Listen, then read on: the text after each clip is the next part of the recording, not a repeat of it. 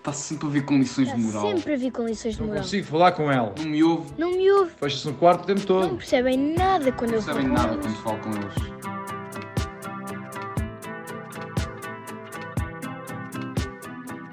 Olá, sejam bem-vindos ao Adolescência, um podcast para pais, onde falamos sobre saúde mental para pais de adolescentes que procuram encontrar ferramentas e estratégias para lidar com as dores de crescimento lá de casa.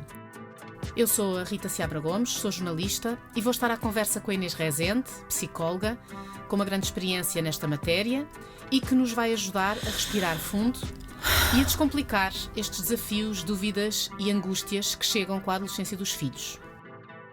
Neste episódio vamos falar sobre agressividade, tão típica nesta fase e que cria conflitos difíceis lá em casa. O caso que hoje partilhamos e que nos vai ajudar a definir estratégias mais à frente na nossa conversa passou-se com o pai João, que sente que só comunica com o filho aos gritos. Ele fica doido com o desprezo que sente por parte do filho, com aquele revirar de olhos que o insulta profundamente. E as discussões transformaram-se em verdadeiras crises existenciais, em que se chora, em que se dizem frases como "tu não queres a minha felicidade, estás a estragar-me a vida". O pai João, quando lhe perguntámos quando é que isto tinha começado, ele relaciona com a imposição de regras apertadas para usar o telemóvel lá em casa, que só por si, Inês, eu acho que é potenciador até de alguma agressividade, não só nos adolescentes, mas nas outras pessoas. Sim, sim. Olá, Rita. Olá, Inês. Começava então por te pedir para nos dares aqui um contexto sobre o que é a agressividade e os vários tipos que existem, para depois falarmos então do que é que correu mal aqui nesta história e tentarmos dar as ferramentas para resolver situações semelhantes. Sim, bem, então aqui em relação quando nós falamos de agressividade há várias definições, mas normalmente é a reação a algo que nos faz sentir frágeis. E, portanto, conseguimos entender facilmente que esta fragilidade acontece tanto nos adolescentes, que muitas vezes se sentem postos em causa pelos pais, como pelos pais que se sentem postos em causa com os filhos. Aliás, é interessante nesta história porque realmente é o pai que diz que comunica sempre aos gritos. Normalmente até se ouve sempre a culpa tónica no adolescente. Sim. E a da mãe, não é? E a da mãe. As mulheres até gritam bastante, por acaso também é muito típico. E porquê? Porque muitas vezes, com o crescimento dos filhos, enquanto na primeira infância, se calhar os comportamentos, por exemplo, de insistência, de birra, de amus, seriam até relativamente semelhantes, mas os pais tendem a sentir-se menos fragilizados com esses comportamentos e têm uma maior tolerância, uma maior capacidade de dar a volta, de conter, dar o abraço, de respirar, de ignorar, e de repente na adolescência, com um corpo idêntico ao nosso, com uma imagem idêntica à nossa, já rivalizamos muito mais e tendemos a fazer algumas lutas de poder. E então, face à luta de poder, com a falta de meios que sentimos ter, muitas vezes é nos tons de voz mais agressivos, no bater com a mão, dar um murro na mesa, simbolicamente ou fisicamente, ou mesmo às vezes o retirar-se de uma forma agressiva, bater as portas dos quartos, isto tanto pais como filhos, não é? Porque as pessoas, quanto mais encurraladas se sentem, mais facilmente tendem a ter... E pode haver uma escalada da agressividade, não é? Portanto, a agressividade até pode partir ou ser percepcionada como parte do adolescente, mas o próprio pai ou a própria mãe também podem depois responder com agressividade e depois a coisa escala. Sim, normalmente às vezes o adolescente até não começa logo aos gritos, muitas vezes faz este revirar de olhos que é sentido como uma agressividade, como chamar uma agressividade passiva e que faz sentir o pai e a mãe muito mais atacados e que faz escalar para um outro patamar mais físico, ou seja, uma verbalização muito mais agressiva. Muitas vezes eu acho que até parte muitas vezes dos pais esta escalada da agressividade. Mas estávamos aqui a falar sobre os vários tipos de agressividade e há imensas, mas podemos se calhar falar das mais comuns, que é, temos a agressividade ativa, que tem a ver com isto que estamos a falar, que é uma conduta mais ativa, mais física, não é? De falar alto, bater, dar murros nas paredes, bater portas, o que nós quisermos. Temos a agressividade passiva, que pode ser este revirar de olhos, os amus, o fingir que não se está a ouvir, é que tens, não tenho nada, sabotagem, mas quer dizer, nós entre adultos, entre casais, quer dizer, mais, porque os adultos são mais polidos no geral e estas infantilidades, no fundo isto é uma falta de recursos, são muito mais utilizados ou na relação de casal, que é onde as pessoas estão verdadeiramente à vontade, ou com os filhos. Mas depois também temos a agressividade deslocada, que é eu venho irritado do trabalho, ou o adolescente vem irritado da escola. Na realidade, lá eu não pude expressar a minha zanga e a minha frustração e a minha fúria. Em casa alguém faz alguma coisa e eu literalmente passo-me, não é? Também se tem mais à vontade em casa. Tem-se mais à vontade, muitas vezes, para expressar uma agressividade que não tem necessariamente que ter origem na própria casa, não é? E nós vemos isto muitas vezes nos adolescentes, que chegam a casa e já vêm irritados, já vêm frustrados, já vêm zangados, e no seu espaço de segurança é onde se calhar vão expressar isto e muitas vezes querem se isolar e querem ter o seu momento, e também somos nós pais que vamos ao encontro deles na procura de tentar que eles conversem connosco, e muitas vezes somos enxutados, não é, com esta agressividade de quem também não consegue ainda falar sobre o assunto e não tem recursos ainda para se expor e para conversar sobre o assunto. E quando notamos que eles estão aqui em ponto repousado, não é? Chamemos-lhe assim. Sim. O que é que devemos fazer? Eu diria que para uma pessoa adulta é deixá-lo sossegado até se acalmar. É o mesmo no adolescente? Eu acho que é importante dar espaço. Acho que sim. Acho que os adolescentes são pessoas. Nós temos ideia de os tratar como bichos, mas na verdade eles são pessoas. Exato, qual bicho estranho que vive nesta casa. Mas na verdade os adolescentes são pessoas e, portanto, eu acho que quando nós estamos sobrecarregados emocionalmente é importante darmos espaço. Depois há pais que me vão dizer assim: pois, mas é que o meu está sempre sobrecarregado emocionalmente. Então, se eu sinto que está sempre sobrecarregado, às vezes eu também posso deixar, dar uma indicação de já percebi que estás muito zangado ou que hoje estás com pouca disponibilidade, não te vou perguntar nada, mas acho que era importante em algum momento poderes ter um espaço comigo ou com outra pessoa, pode ser um outro adulto de referência, não é? Às vezes há um professor, há um explicador, há um treinador. Os treinadores são às vezes importantíssimos, são pessoas muito importantes porque também não vivem dentro de casa e só por si isso é uma referência, que acho que é importante que possas falar com alguém sobre o que se está a passar contigo e o que é que te está a sobrecarregar tanto. Estou disponível, se quiseres vir ter comigo, ou se quiseres que eu venha ter contigo, ou se me quiseres mandar uma mensagem em algum momento a explicar, não tem que ser verbalmente, mas acho que é mesmo importante que converses com alguém sobre o que se está a passar contigo. Obviamente que se isto for muito frequente, se calhar voltamos outra vez à questão de que temos que procurar um profissional. É preciso pedir ajuda. Mas se for pontual e se nós sentirmos que o nosso filho em algum momento é capaz de ir esvaziando ou fluindo esta agressividade, esta zanga que existe dentro dele, então é importante que também tenhamos esta confiança de perguntar se precisa de alguma coisa, mas também de deixar ou convidar a que escreva. Olha, se não quiseres falar com ninguém, pelo menos escreve, tenta pôr por palavras aquilo que estás a sentir, porque é mesmo importante que isso não fique guardado dentro de ti.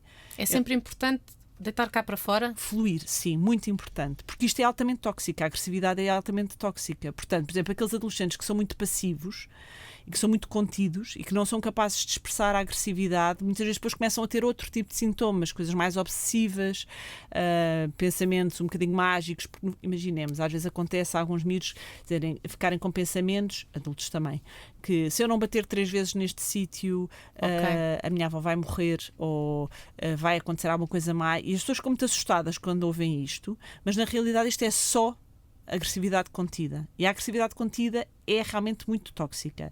Por isso é que eu digo que quando as pessoas se questionam se devem perdoar ou dizem que há coisas que são imperdoáveis, a minha questão é, mas quer viver o resto da vida com esse mau sentimento entre si? Porque eu estou-me nas tintas para a pessoa com quem está zangada, mas quem vive com este sentimento, este sentimento habita dentro da própria pessoa. Mas é uma agressividade difícil de lidar, porque no fundo tu podes até não te aperceber que essa agressividade existe, é isso? Podes ter muitos elementos que são tóxicos e que te deixam muito zangado, muito triste, muito frustrado, e como vivem dentro de ti, porque não têm onde serem colocados, depois podem-se deslocar para outras coisas altamente perturbadoras e criarem pensamentos perturbadores em coisas que não têm nada a ver, e por isso é muito preocupante. No outro dia dava uma formação a jovens sobre agressividade, interessante, que foram eles que pediram, e houve um adolescente que até a mim preocupou-me no sentido de ele se ter exposto à frente do grupo, porque o grupo naturalmente não está preparado para receber este tipo de informações, e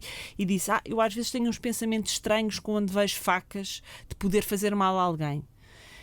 E isto é muito perturbador, obviamente, mas na realidade isto pode não ter nada de muito especial, não é psicopata, não é nada disso. É simplesmente uma agressividade contida, sem objeto, e que na verdade, quando vê um objeto, extravasa para outro lado. Extravasa de uma forma desadequada e desapropriada e muito intensa, e que é muito assustadora, não é? Para o próprio adolescente. Eu, aliás, já tive mais do que um caso de pessoas que têm pensamentos incontroláveis, muito agressivos e que ficam com medo delas próprias, como se pudessem fazer alguma coisa, mas na verdade isto é uma agressividade contida. É uma pessoa que tem dificuldade, às vezes, em identificar e em expressar a sua agressividade. Então, quando ela fica contida, em relação à questão do perdão, que eu estava um bocadinho disseste que é difícil, sim, mas para mim há uma grande diferença entre o perdão e o desculpar alguém, não é? Porque quando eu desculpo, é como diz a palavra, é tirar a culpa. E eu não quero que ninguém tire a culpa, porque é importante que nós continuemos a identificar a culpa, para nos podermos proteger de uma situação futura. Mas o perdão é um lugar diferente de paz dentro de nós, ou seja, de não estarmos em conflito interno com aquela pessoa. Sabemos o que é que ela fez de mal, não lhe tiramos a culpa, mas não temos que viver com este sentimento corrosivo que existe dentro de nós. Às vezes é um processo difícil, que exige trabalho.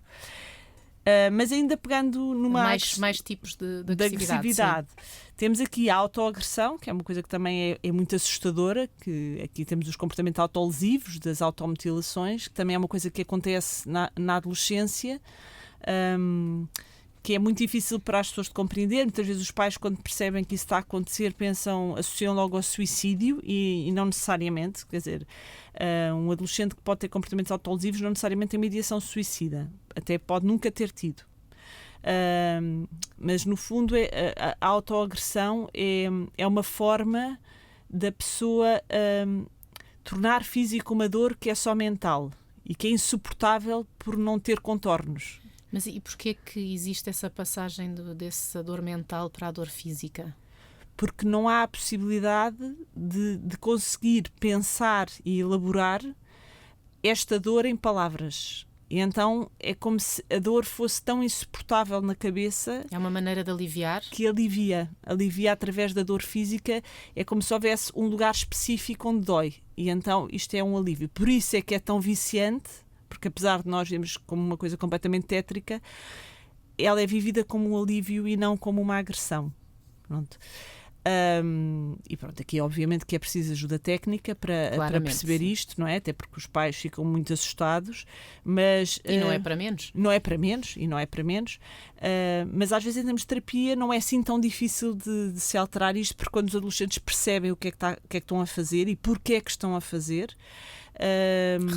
resolvem e acalmam logo, porque também ficou muito assustado. Obviamente que aqui, por exemplo, o papel do Twitter é péssimo, não é? Porque através do Twitter em particular, hoje em dia qualquer rede social, mas o Twitter tem muito esta potencialidade que é procurar-se, por exemplo, o TikTok não permite este tipo de imagens, mas o Twitter pode-se encontrar grupos de identificação através de comportamentos, ou seja, de motores de busca, e portanto às vezes encontram-se comunidades em que alimentam este tipo de comportamento, e isto é complicado, e é importante os pais estarem atentos e perceberem. Às vezes demoram-se muito tempo a perceber, porque isto é feito em total segredo, sem conhecimento de ninguém, e em sítios que os pais podem não ter acesso e podem não perceber. Mas pronto, mas isto é a autoagressão. Depois temos a agressão indevida, que já falámos sobre ela agora um bocadinho, que é a agressividade que fica guardada dentro de nós e que nós não somos capazes de expressar. E pronto, e depois pode levar a outro tipo de comportamentos e que também tem que se ajudar, não é? No fundo, quando nós também temos um adolescente que nunca se zanga, algo está errado. Algo está errado, não é? Ou que nunca tem uma chatice com um amigo ou uma amiga, especialmente as raparigas. Os rapazes muitas vezes não têm grandes problemas, mas as raparigas são muito quesilentas ou que aceitam muito facilmente as coisas, e mesmo que tenham sido comportamentos que foram danosos, compreende sempre. Temos de ter atenção, porque na verdade isto é uma agressividade que o próprio não está a dar espaço para que exista estes sentimentos maus, não é? Ditos maus. E é importante porque a agressividade é utilizada por todos como autopreservação, não é? Uma forma de eu me poder defender do mundo e dos outros e do que eu sinto como danoso para mim. Se eu não tenho a possibilidade de a utilizar, posso ficar com recursos a menos. Podemos dizer assim, mas o ideal é que a pessoa seja capaz de resolver sempre tudo através da conversa. Às vezes não é possível, às vezes também temos que saber impor-nos E nem sempre, o ideal é podermos utilizar os vários tipos de comunicação e este também pode ser um recurso que pode ter que ser utilizado pontualmente, não é andarmos à pancada e espancarmos ninguém, mas é importante. Mas então, pegando aqui um bocadinho neste, também existe um tipo de agressividade boa e que faz parte desta fase? Sim, quer dizer, vamos lá ver. Eu acho que a agressividade que é utilizada para eu definir os meus limites na relação com os outros é importante. Claro que podemos dizer, mas isso pode ser feito através da assertividade. Sim, mas às vezes também pode ter que ser feito através de alguma agressividade, até quando o outro não entende que eu não estou a gostar de alguma coisa, ou eu já avisei e continua com um comportamento abusivo. Isto é importante, não é? Ou às vezes os adolescentes dizem aos pais, olha, isto disseste magoa-me, e os pais continuam, não levam muito a sério e continuam a utilizar. Então se calhar é importante, um dia dizer com mais força, olha, isto magoa-me mesmo, não é? Fico mesmo perturbado com isto, ou ter assim uma atitude mais brusca que ajuda, no fundo, a dar-nos uma visibilidade maior sobre aquilo que está a acontecer, não é? Portanto, eu acho que a expressão emocional é muito importante. Depois a agressividade, sei lá, este desejo, esta luta por, às vezes, por aquilo que nós queremos, esta energia, é uma energia que é muito importante. Esta ambição é importante. Não é uma ambição negativa nem prejudicial para os outros, mas termos adolescentes capazes de utilizar a sua energia como um todo é muito importante, e a agressividade está também dentro desta panóplia de recursos. É muito difícil para os pais lidar com ela, não é? Sim. Porque é um grande desafio e sente-se como uma afronta e como um desrespeito. Sim, eu acho que tanto mais quanto o estilo relacional for através da autoridade. Eu acho que a hierarquia dentro de casa é muito importante, eu defendo muitas hierarquias, mais no sentido de uma decisão final, mas eu acho que os pais também têm uma grande agressividade para com os adolescentes, na realidade, não é? Eu acho que já é uma coisa que se fala pouco, eu acho que é natural, ou seja, acho que é natural, não é no sentido de, não defendo nada como é óbvio, de agressividades físicas nem verbais, mas também temos que perceber que de repente temos duas imagens adultas que se confrontam e, portanto, isto nem sempre consegue ser feito da forma mais tranquila que se deseja, não é?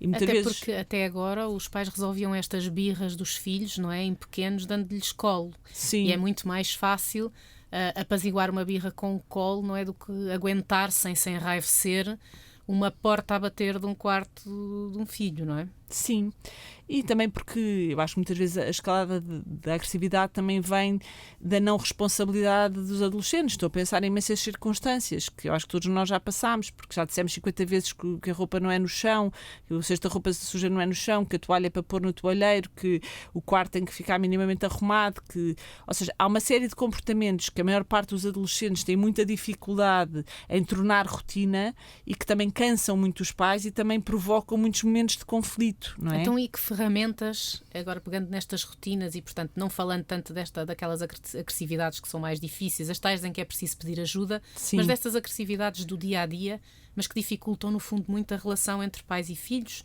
e entre toda a família, por vezes.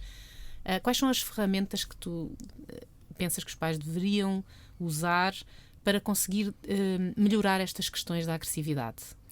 Bem, eu acho que antes de mais, se conseguíssemos manter a calma, era uma boa ideia. Às vezes é difícil. Às vezes é difícil. E às vezes também é importante que não se mantenha, porque senão também não se dá uma real expressão ao sentimento que o outro nos provoca. Quer dizer, a vida não vai ser sempre toda um mar de rosas e eu acho que é importante a naturalidade também dentro da família e não tem que ser sempre tudo a falar em voz coloquial e agradável. Mas manter a calma, ou seja, a calma interna, mesmo quando, idealmente, mesmo quando nós nos expressamos de uma forma mais efusiva, era bom que internamente estivéssemos relativamente calmos para estarmos em controlo, não é? Para não entrarmos aqui numa escalada e perdermos a razão. Pronto, eu acho que manter a calma era importante e tentarmos não reagir impulsivamente. Depois expressarmos de uma forma muito direta. Eu acho que isto é um trabalho de muita paciência. Eu acho que educar crianças e adolescentes é um trabalho, é o que se chama uma corrida de fundo. E tudo o que são expectativas de que vamos conseguir resolver através de num ato só, acho que é irrealista. Vão ser frustradas, não é? Portanto, nós vamos passar anos a ensinar a ter modos à mesa, vamos passar anos a ensinar o que é que esperamos deles e a conseguirmos uma coisa, mas a perdermos outra. E, portanto, na verdade, nós estamos a educá-los, isto é a minha expectativa, para que um dia, quando eles forem adultos e já não estiverem connosco, se portem bem. E na casa das outras pessoas também, não é? Normalmente os filhos são muito mais bem educados em casa de outras pessoas. Fazem mais cerimónia. Claro, mas na verdade só têm possibilidade de ser, porque há uns que não são, porque nós os ensinamos, não é? No fundo nós estamos a educá-los para o futuro ou para o mundo, não é? Muitas vezes não usufruímos muito daquilo que vamos ensinando dentro da nossa casa. E eu acho que os pais acham sempre que os filhos dos outros são muito mais bem educados, não é? Porque quando os amigos dos filhos vão lá à casa, sentam-se à mesa e sabem estar de uma forma não agressiva para os pais. Também pode existir um olhar menos crítico. Sim, pode existir, mas também normalmente os miúdos tendem a portar-se melhor porque no fundo aí ativam todo o conhecimento que têm, teórico, não é? Que os pais lhes passaram nas suas próprias casas. Então, e que impacto é que tem uma agressividade, sobretudo uma agressividade continuada, nas relações familiares? Bem, eu acho que a agressividade vai criando um clima de tensão, não é? Um clima de tensão que se torna hostil para todos e que provoca stress nos vários intervenientes e pode, de alguma maneira, começar a inibir ou distanciar as relações, não é? Eu acho que este é um dos efeitos mais importantes da agressividade continuada. Uma coisa são episódios pontuais em que as pessoas expressam de uma forma mais intensa, outra coisa é o estilo relacional ser permanentemente agressivo. Portanto, ouvir, comunicar bem também, sim. Não é? E ter muita paciência. Sim, ter muita paciência. Eu acho que ter muito esta noção de que isto é uma corrida de fundo e há outra coisa que não disse aqui. É muito importante nós valorizarmos as coisas que correm bem. Ou seja, às vezes já estamos num clima de tal maneira negativo que estamos pouco disponíveis para reconhecer e até achamos é o mínimo é fazer isto. Mas quando isto está bem feito é mesmo importante, porque nós crescemos muito mais através das coisas que nós percebemos que somos bons do que através da crítica. Há muito pouca mudança de comportamento com a crítica. Há muito pouca. Até pelo contrário, muitas vezes ajuda a cimentar alguns comportamentos negativos. Isto normalmente tem muito mais efeitos do que a crítica pura, porque senão, quer dizer, na verdade, se a crítica fosse muito eficaz na mudança, éramos todos perfeitos, porque acho que já fomos todos muito criticados. Mais criticados que elogiados. Mais criticados do que elogiados. Inês, e a maneira como os pais reagem à agressividade com os filhos pode ter alguma relação com a infância dos próprios pais e como viveram essa infância? Sim, essa é uma pergunta muito importante porque, de facto, a nossa história vai impactar imenso na forma como nós vamos lidar com as situações de conflito. Levam-nos para zonas muito cinzentas, pela insistência, porque nos questionam, porque nos fazem refletir e muitas vezes... Mexem com as nossas inseguranças. E, portanto, a agressividade é alguma coisa que nós utilizamos quando temos poucas ferramentas, não é? E por isso é que também é tão importante este podcast em que vamos refletindo sobre estas situações e eu convido sempre os pais a pensarem sobre o que é que são os triggers para a sua agressividade, não é? O que é que normalmente me leva, porque isso muitas vezes não tem a ver com o próprio filho, tem a ver com a nossa história, com aquilo que para nós nos toca num lugar que nós não temos trabalhado. E, portanto, quando nós temos demasiadas feridas abertas, demasiadas suscetibilidades, poucos recursos, quando temos dificuldade na verbalização, na discussão, na negociação, muito mais facilmente vamos passar para comportamentos agressivos, para atitudes agressivas, porque são defensivas do nosso espaço que estamos a sentir como atacado. É mesmo interessante, como pais, podermos perceber e até se calhar escrever, quando isto acontece com muita frequência, o que é que levou, qual é que foi o trigger para a situação ter passado de uma negociação ou de uma conversação para uma situação agressiva. Porque se calhar vamos encontrar muitas feridas que são nossas e que têm pouco a ver com os nossos filhos.